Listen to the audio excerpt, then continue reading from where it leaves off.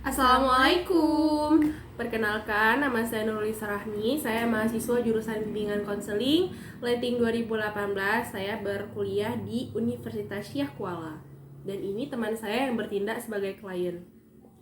Hai, Assalamualaikum warahmatullahi wabarakatuh. Nama saya Silvina Aprilia. Saya adalah mahasiswa semester akhir dari UIN. Saya di sini berperan sebagai klien yang ingin mengadukan bahwa saya sedang merasakan perasaan yang sangat malas mengerjakan skripsi saya. Oke, baik. Jadi kami akan membuat video konseling individual di mana judulnya itu adalah mahasiswa akhir yang malas mengerjakan skripsi. Nah, penyebab malas mengerjakan skripsi ini ada 3 faktor. Yang pertama, dia memang malas mengerjakan skripsi. Yang kedua, dia kesulitan fokus dalam berkuliah karena dia juga ada berjualan pakaian secara online di TikTok Shop. Dan yang ketiga, dia malas mengerjakan skripsi karena dosen pembimbingnya itu menurut dia sangat menjengkelkan karena terus-terusan menyuruh dia untuk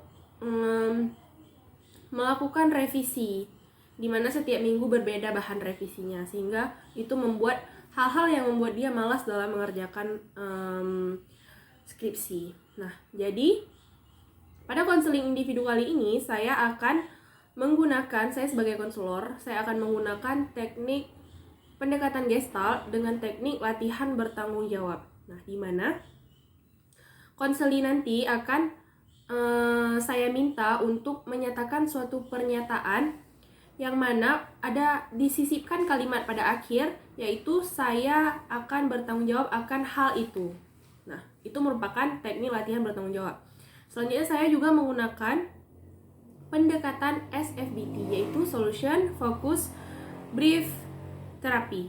Nah, dengan menggunakan teknik skala, yaitu ada skala 1 sampai 5, di mana skala 1 biasa saja, mungkin rasa yang dia alami, dan skala 5 menunjukkan bahwa itu hal yang sudah tidak dapat dibendung lagi oleh dia. Nah, yang ketiga, teknik yang saya gunakan masih dalam pendekatan SFBT, yaitu teknik Miracle Box, di mana adalah itu kotak ajaib. Nah, kotak ajaib itu nanti akan bisa mengabulkan satu permintaan yang diminta oleh klien saya.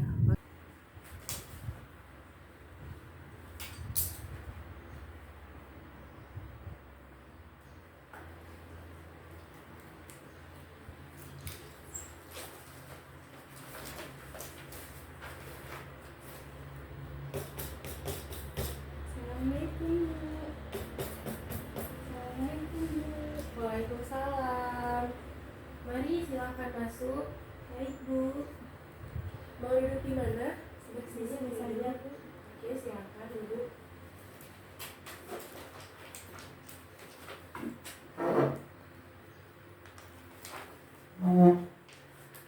Bagaimana? Sudah nyaman duduknya? Sudah duduk. Oke. Bagaimana kabarnya hari ini? Alhamdulillah baik, Bu. Tadi kesini naik apa? Saya naik Gojek, Bu, karena kebetulan kendaraan yang di rumah sedang tidak ada. Begitu ya. Saya lihat kamu agak tidak nyaman. Apa ada hal sesuatu yang mengganggu kamu? Tidak ada, Bu. Hanya saja saya baru dari luar dan di luar juga sedang panas, jadi saya pergerakan, Bu. Kalau begitu kita naikkan aja ya volume kipas anginnya. Baik, Bu, ya.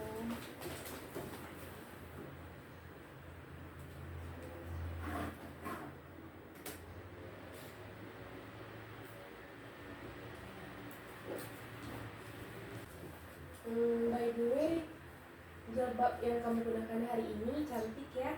Belinya di mana tuh? Terima kasih, Bu. Saya kebetulan belinya itu di Latos Plaza yang ada di Langsang. Oh, boleh deh sesekali nanti ibu ke situ. Ya, Bu. Kalau Ibu nanti ke sana, Ibu kabarin saya aja. Biar sekalian saya bawa keliling kota Langsang. Kebetulan juga saya waktu ke sana dibawa sama teman. Oh, oke, tunggu pernah. Nah, Ibu mau kasih tahu selama kita pembicaraan kita, pembahasan kita ke depan, kamu harus berpartisipasi aktif dalam pembahasan kita, oke? Ibu. Sekarang kita perkenalan dulu ya. Baik Bu. Dimulai dari Ibu terlebih dahulu. Perkenalkan, nama Ibu Murahmi. Ibu adalah konselor di sini. Oke, silakan selanjutnya pada Vina. Baik Bu. Nah, nama saya Vina. Saya adalah mahasiswa akhir dari UI. Saya kebetulan asli dari Medan, tetapi saya tinggal di Loksmawe Bu. Saya anak ketiga dari 4 bersaudara. Sudah Bu.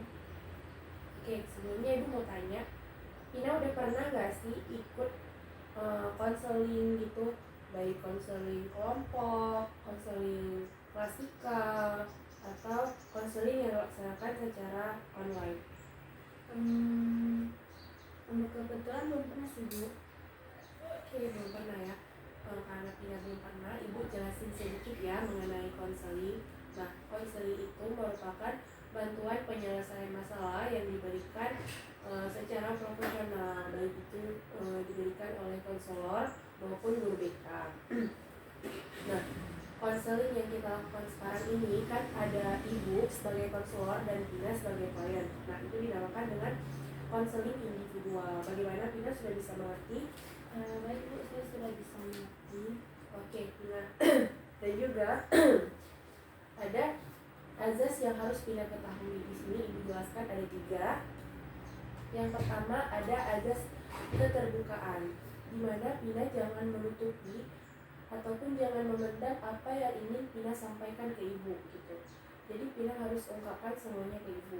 Vina harus terbuka. Selanjutnya ada azas kerahasiaan, yang mana apapun yang udah Vina katakan sama Ibu, apapun yang udah Vina ungkapkan, yang udah Vina sampaikan, itu tidak akan Ibu ceritakan ke orang lain gitu. Jadi apa yang udah Vina ungkapkan di ruangan ini itu nggak akan keluar dari Ibu. Selanjutnya ada azas kesukarelaan, di mana Vina datang ke Ibu hari ini itu tanpa ada paksaan ataupun hasutan dari orang lain, tetapi Vina datang ke sini karena keinginan Vina sendiri. Karena Vina datang ke sini untuk menyelesaikan permasalahan yang sedang Vina alami. Bisa dimengerti? Baik Bu, saya bisa mengerti. Saya juga datang ke sini karena saya ingin bisa menyelesaikan permasalahan saya dengan Ibu. Oke, baik. Nah, kita akan bahas mengenai waktu konseling kita. Nah, jadi waktu konseling itu minimal 25 menit sampai 30 menit maksimalnya gitu kan. Nanti akan kita sesuaikan dengan kondisi Vina bagaimana. Baik Bu, saya bisa. Kebetulan saya sedang tidak ada jam di perkuliahan dan juga sedang tidak ada janji dengan orang-orang. Baik, kalau begitu bisa kita paskan waktu kita di 30 menit saja, bagaimana, bisa? Baik Bu, bisa. Oke, kalau bisa. Oke. Coba sekarang Vina ceritakan permasalahan apa sih yang Vina alami atau yang Vina hadapi sehingga Vina hari ini menjumpai Ibu di sini. Jadi gini Bu, hal yang sangat mengganggu saya itu adalah saya itu sangat malas mengerjakan skripsi. Terus juga saya susah fokus dalam mengerjakan skripsi saya karena saya sedang berjualan juga kan Bu, pakaian online di TikTok Shop. Terus juga saya malas melakukan bimbingan proposal skripsi. Saya malas melakukan bimbingan karena saya merasa dosen pembimbing saya itu tidak menyenangkan dan sangat menjengkelkan. Berarti permasalahan yang sedang Vina alami sekarang adalah skripsi Vina yang tidak ujung usai karena rasa malas yang Vina alami, yang Vina hadapi. Terus juga Vina kesulitan fokus karena selain berkuliah, Vina juga berjualan online di TikTok Shop. Dan juga Vina merasa jengkel terhadap dosen wali Vina yang menurut Vina mana dosen wali kita tersebut menyebalkan. Benar begitu? Ya, benar sekali, Bu. Nah, coba deh Pina pikirkan, terus Pina ceritain kenapa sih hal-hal itu bisa terjadi pada Pina. Awalnya itu kan Bu ceritanya seperti ini. Saya itu kan sangat semangat sekali mengerjakan skripsi saya. Terus pas karena saya juga kan pengen seminar dengan teman-teman saya juga kan Bu, barengan. Tahu-taunya tuh setelah seminar tuh saya banyak banget tuh yang harus direvisi Bu, dan kesibukan saya yang semakin bertambah juga.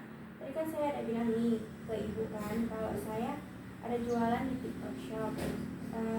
Nah, metode yang saya gunakan itu tuh saya harus nge-live Bu, nge-live di setiap harinya.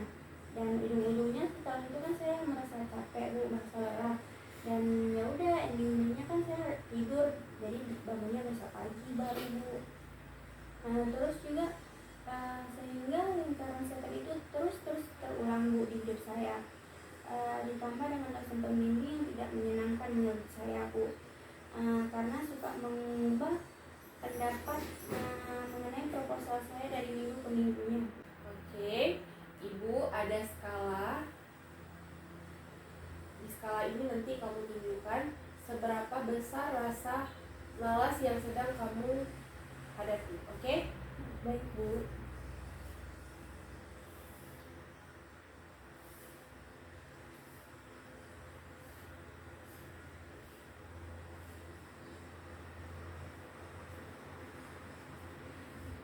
Nah, di sini ada angka 1 sampai 5, di mana nomor 1 ini menunjukkan bahwa kamu biasa saja terhadap rasa malas. Artinya tidak ada sesuatu dengan rasa malas ini tidak mengganggu keseharian kamu, tidak mengganggu kegiatan kamu.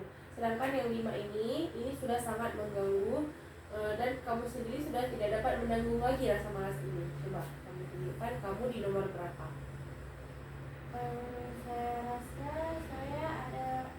saya sedang ada di posisi nomor 4. Sangat tinggi ya. Berarti rasa kemalasan yang ada di diri kamu sudah sangat tinggi. Tetapi masih bisa kita atasi dan masih bisa kamu tanggung seperti itu. Oke, selanjutnya Ibu mau tanya nih, usaha apa yang mungkin sudah pernah kamu lakukan untuk kamu dapat membebaskan diri, dalam artian kamu dapat mengurangi rasa malas yang kamu sedang mempunyai itu, bagaimana? Ada Bu. Saya pernah buat full alarm buat ngingetin saya supaya mau buat proposal. Saya juga ada minta tolong ke teman-teman untuk nelpon saya, menjadi pengingat saya juga Bu. Tapi hal itu hanya berjalan selama 2 minggu aja Bu. Seterusnya saya merasa malas kembali. Saya juga bingung kenapa bisa begitu, dan mengenai jualan saya di TikTok Shop tersebut Bu, saya juga udah buat jadwal live kok Bu. Jadinya saya live-nya itu hanya di malam hari saja Bu. Wah, bagus sekali ya. Sebelumnya kamu sudah melakukan perancangan ataupun perencanaan pemecahan masalah yang kamu sendiri alami seperti itu. Nah, dari usaha-usaha tadi ada nggak usaha lain yang mungkin terfikirkan yang mungkin ingin kamu lakukan ke depannya sehingga itu dapat mampu membuat kamu itu dapat mengurangi lagi rasa kemalasan yang ada? Menurut saya sih ada Bu, mengenai dosen pembimbing saya.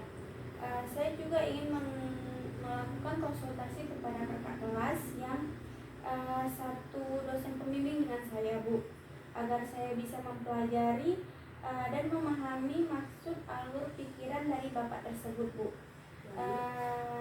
Dan saya akan lebih memperbanyak belajar dan membaca supaya pikiran saya lebih terbuka juga kan Bu, dan bisa memahami revisi proposal saya Bu. Saya juga sering memikirkan orang tua saya yang selalu ingin foto wisuda bersama saya Bu, karena kan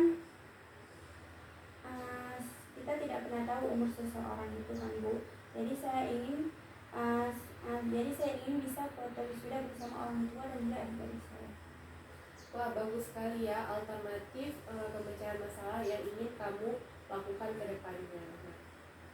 Apakah alternatif itu akan bisa kamu lakukan ataupun akan bisa kamu capai jika kamu tidak mempunyai usaha gitu. Nah, Ibu minta nih kamu menulis apa-apa aja yang tadi udah jadi alternatif yang akan kamu lakukan ke depannya. Bisa? Baik Bu, saya akan menulisnya. Nah, jadi nanti dari tulisan kamu itu, kamu kan nulis nih list-list usaha 1, 2 gitu. Misal tadi kayak 1 tadi kamu bilangnya kamu akan berkonsultasi dengan kakak kelas kamu gitu yang sama dosen pembimbingnya, benar? Benar. Ya, itu akan jadi list 1 kamu.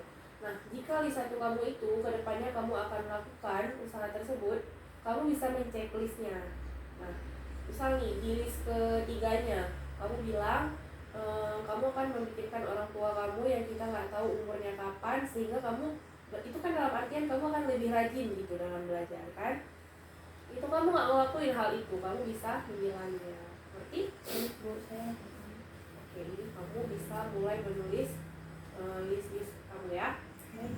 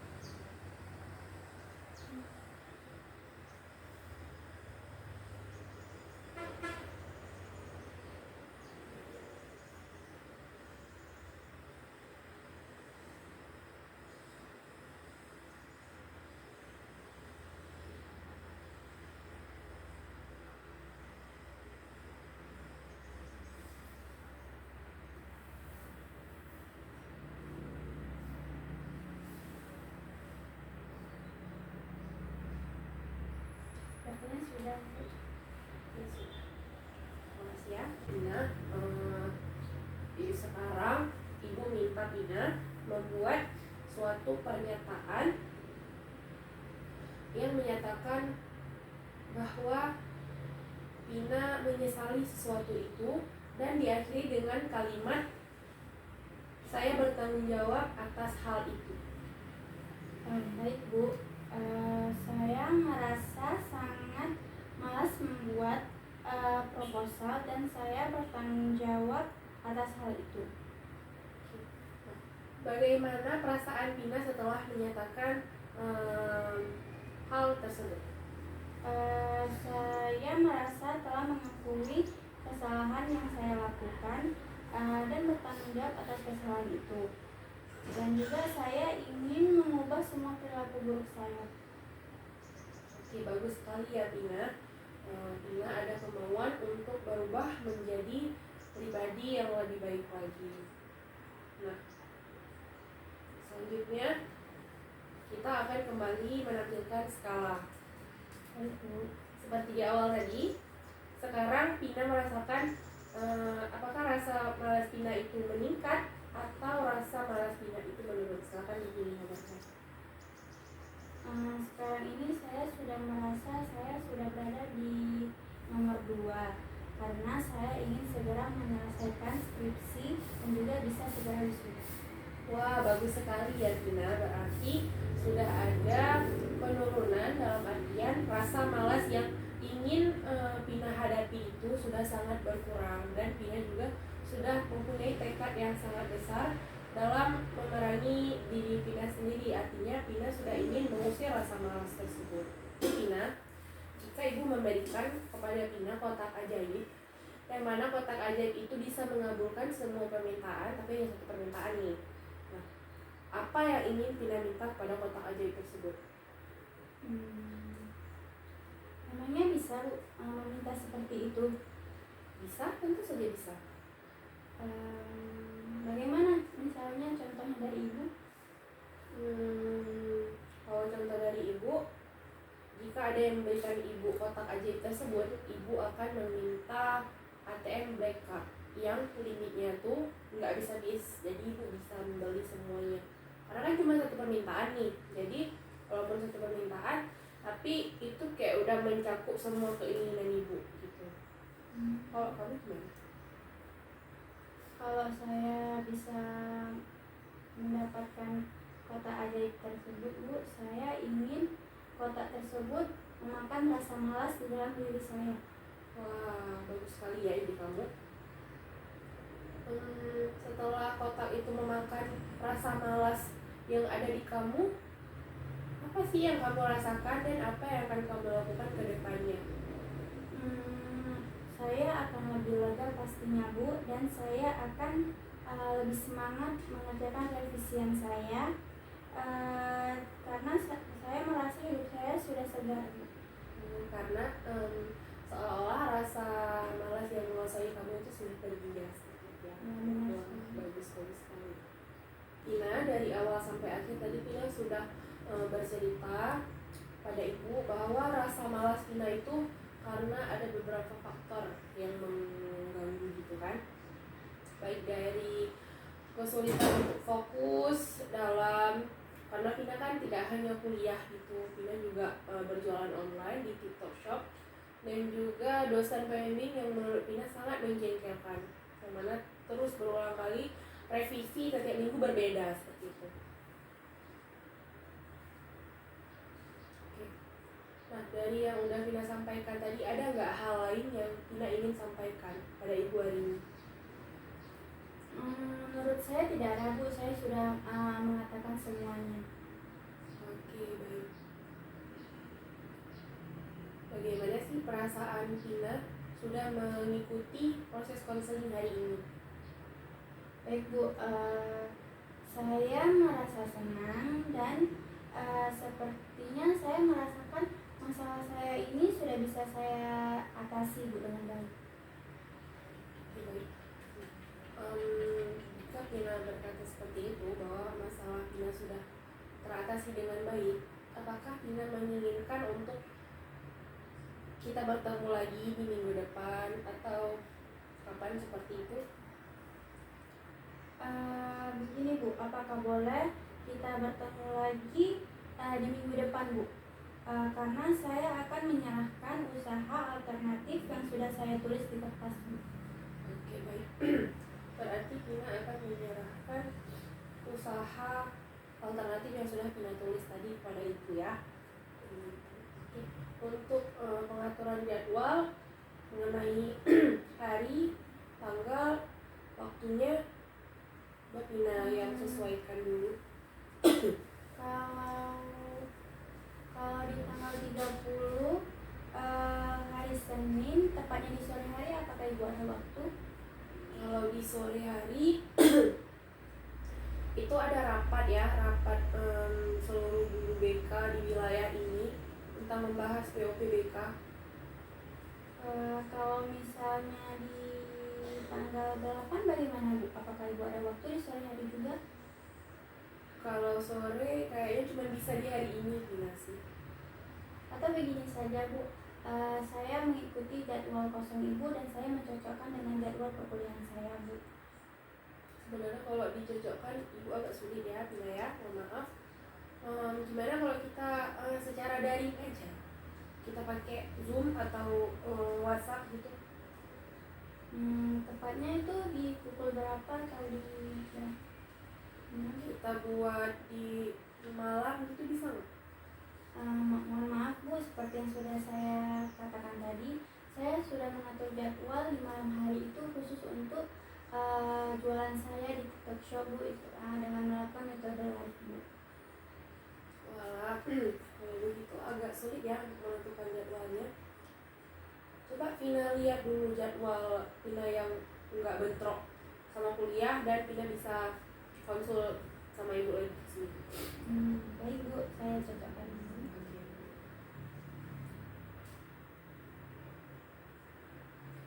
Bagaimana kalau di tanggal 20, Bu? 20 hari apa? Di hari Senin, Bu. itu saya kosong. Kalau siang Bisa Bu? siang bisa ya. Berarti kita fixkan di Juni ya. Baik Bu. Juni tanggal 20. Nanti Pina kabarin ibu lagi melalui WhatsApp atau bisa telepon juga ibu. Kita sepakati mungkin kalau ibu lagi di luar, kita bisa di luar di taman gitu. Bisa Bu. Karena kan ibu di hari itu mungkin nggak full di sekolah ya kan. Baik. Oke. Baik Bu, terima kasih atas waktu Ibu. Saya permisi dulu Bu, selamat siang.